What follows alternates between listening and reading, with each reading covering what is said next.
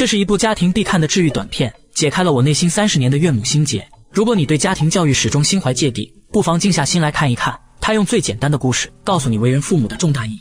故事开始，一只小浣熊到了该出动的时候，浣熊妈妈带着它来到海滩觅食。它好奇地打量着这个多彩的世界，抢夺食物的螃蟹，谈情说爱的海鸟，温暖的海沙，一切那么美好。它刚要窜出去，就被妈妈一把抓回。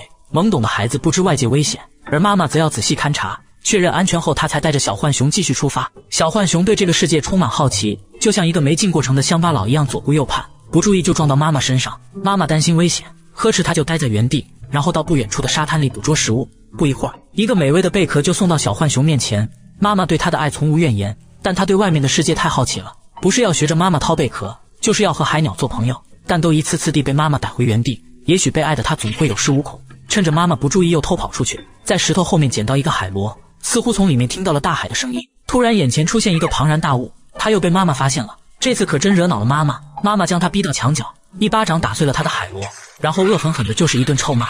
小浣熊根本不知道自己错在哪里，抱着残缺的海螺沮丧着。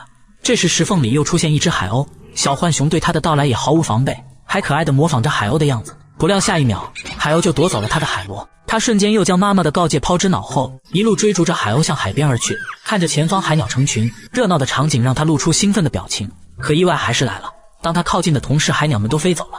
现场竟然出现了一只饥饿的老狼，他刚反应过来想要逃跑，已经来不及了，被老狼一下就打翻在地。就在危险时刻，浣熊妈妈及时出现，推开老狼，叼上小浣熊就奔命的跑。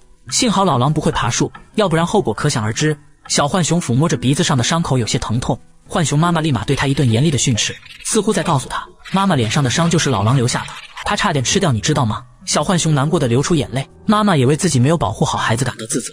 他们在树枝上待了很长时间，可能很多事情真的只有经历才会懂得。后来没过多久，小浣熊自己当上了妈妈，她一改儿时的莽撞，变得无比谨慎，像那时候的妈妈一样，在空气中嗅着危险的气息。而孩子和他当初一样，对这个世界也充满好奇，刚跳出去就被他一把抓回。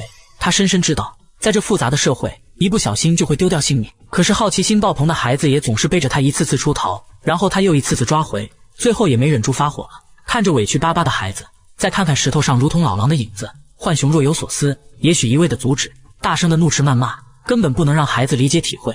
于是他把孩子带到一棵树的高处，指了指远处的饿狼，再告诉他自己鼻子上的伤就是当初不听妈妈的话被狼抓伤的。孩子瞬间明白了，他轻轻地抚摸着妈妈的伤口，终于理解了妈妈的用心良苦。